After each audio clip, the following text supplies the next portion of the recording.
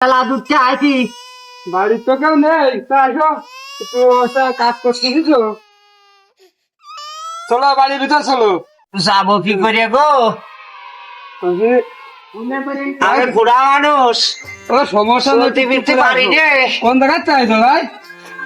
আর ভাই মেলা দূরিতে আইছি ভাই, তারপরে দেখছিস বেলাও ডুবে গেল। হ্যাঁ বেলা তো ডুবে গেছে, কোন জায়গায় চাইছো?